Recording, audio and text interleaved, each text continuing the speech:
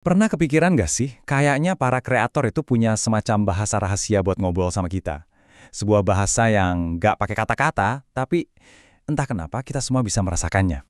Nah, pertanyaan ini kena banget kan? Kadang kita nonton, terus ada satu adegan yang rasanya, wah beda, emosional banget. Dan itu bukan kebetulan loh. Seringnya, itu semua karena ada sebuah bahasa visual yang sengaja dirancang buat mengaduk-aduk perasaan kita. Intinya tuh begini, para seniman dan penulis itu sering pakai semacam aturan main atau bahasa yang udah jadi standar buat memancing respons emosional tertentu dari kita, para penonton dan pembaca. Salah satu kamus rahasia ini namanya bahasa bentuk. Dan ini, wah, ini adalah alat yang luar biasa ampuh.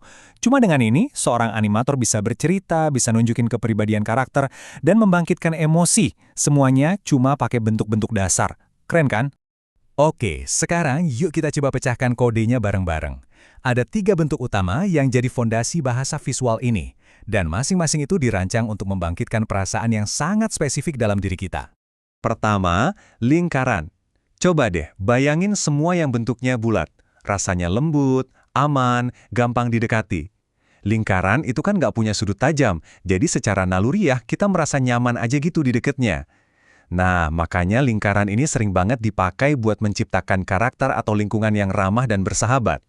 Nah, ini dia contoh nyatanya. Lihat deh, gimana bentuk wajah yang bulat, kacamata bulat, bahkan sarung tangan yang membulat itu langsung bikin karakter-karakter ini kelihatan ramah. Kita bahkan belum tahu cerita mereka, tapi rasanya kita udah bisa percaya sama mereka.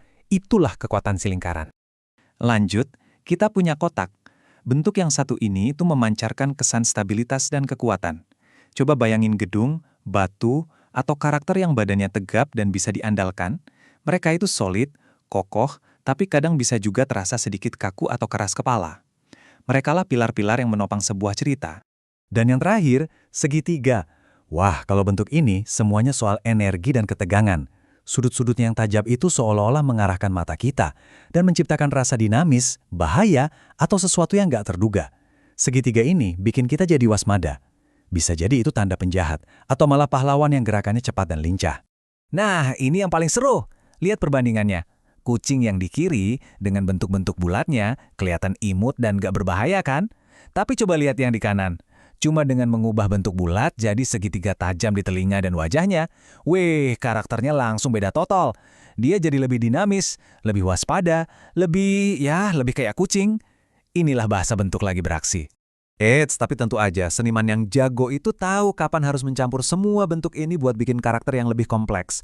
Bayangin deh, pahlawan yang kokoh kayak kotak, tapi pakai baju zirah segitiga yang tajam. Intinya, aturan itu ada buat dipahami dan kemudian dilanggar dengan sengaja. Oke, kita berhenti dulu sebentar. Kita udah lihat gimana para seniman visual pakai aturan buat memancing emosi. Tapi, gimana kalau bahasa tersembunyi ini ternyata ada juga di dunia kata-kata dan tulisan? Coba deh. Kita pikirin, apa mungkin ada aturan yang mirip soal gimana kita seharusnya menafsirkan kata-kata dan cerita? Apa ada satu cara yang benar untuk membaca sebuah teks?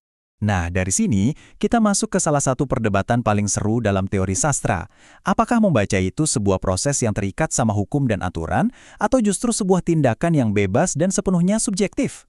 Jadi, kasarnya ada 2 kubu nih. Di satu sisi ada Owen Fish yang bilang kalau membaca itu ada aturannya.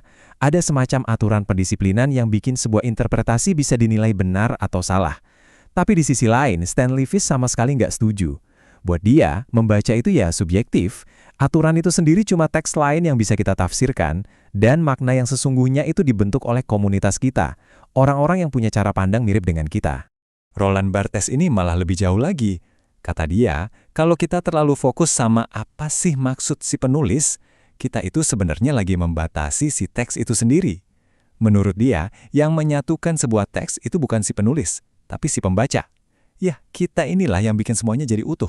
Dan buat contoh nyata soal membaca tanpa hukum ini, kita lihat aja seorang penyair visioner, William Blake.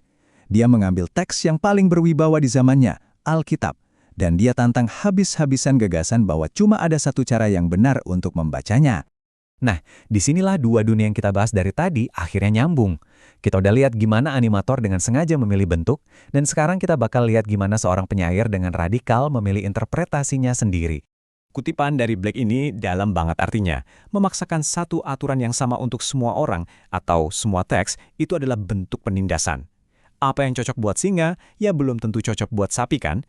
Setiap makhluk dan setiap pembaca butuh kebebasannya sendiri. Buat Black membaca secara pasif, cuma nerima apa yang disajikan, itu menindas. Seni yang sejati, kata dia, harusnya membangkitkan kemampuan kita untuk bertindak. Seni harusnya menantang kita, memaksa kita untuk ikut terlibat, dan menjadikan kita rekan penulis dalam menciptakan makna. Jadi kita balik lagi ke titik awal. Di satu sisi ada seorang animator yang dengan sadar melanggar aturan bentuk demi menciptakan sesuatu yang baru dan kompleks. Dan di sisi lain ada seorang penyair yang menuntut kita untuk membaca tanpa aturan, supaya kita berubah dari konsumen pasif jadi pencipta yang aktif.